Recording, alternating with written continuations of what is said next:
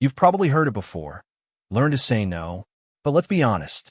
Saying no sounds simple until you're actually standing there, looking into the eyes of your friend, your coworker, your boss, your family, feeling that familiar tightness in your chest. And you say, yeah, sure. Again, why is it so damn hard to say no? This video isn't just about boundaries. It's about power, about self-respect, about reclaiming your time, your energy, and, ultimately, your life. Let's talk about the art of saying no. From childhood, we're trained to be agreeable. Say please. Say thank you. Share your toys. Don't be rude. Be polite. Don't make a scene. Don't be selfish. Somewhere along the way, that conditioning turns into this fear. If I say no, I'm a bad person. If I say no, I'll hurt someone.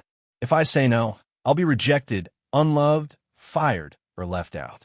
But here's the truth. Every yes you give without meaning it is a no to yourself. You think you're being kind, but what you're doing is self-abandonment. You agree to that extra shift.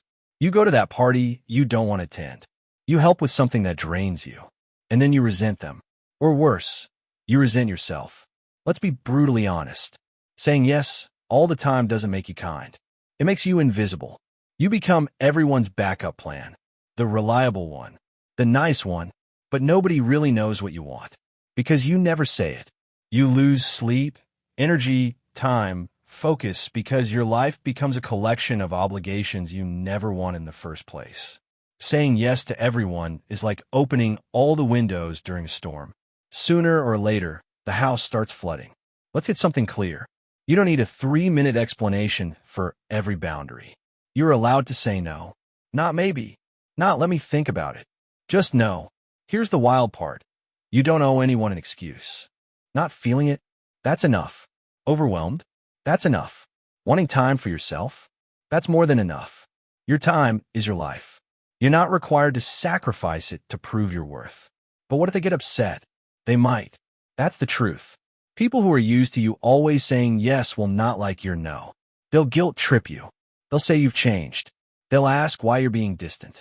But listen closely. If your relationship depends on you never saying no, that's not a relationship. That's a transaction. Real connection can handle boundaries. Fake ones crumble the moment you show self-respect. Have you ever noticed that the nicest people are often the most exhausted? That's because they've confused kindness with people-pleasing. Kindness is generous.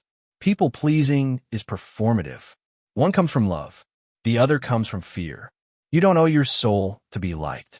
You don't need to set yourself on fire to keep others warm. Repeat after me. Saying no does not make me rude. It does not make me cold. It does not make me selfish. It makes me someone who respects my own life. Let's flip the script. If someone said no to you respectfully, would you hate them? Probably not. In fact, you might respect them more. Because deep down, we all admire people who stand their ground. Let's talk tactics. Here are 5 real ways to say no. The direct no. I can't do that right now. The gentle no. I really appreciate the offer, but I'll pass. The boundaried no. I have too much on my plate. Thanks for understanding. The delayed no. Let me think about it and get back to you. Then follow up with a no. The silent no. No explanation. Just no. Practice these. Say them out loud. Let them sit in your mouth until they feel natural. You'll be surprised how powerful it feels. Here's the most important part. Every no to others is a yes to you. No to the extra work equals yes to rest. No to the toxic friend equals yes to peace.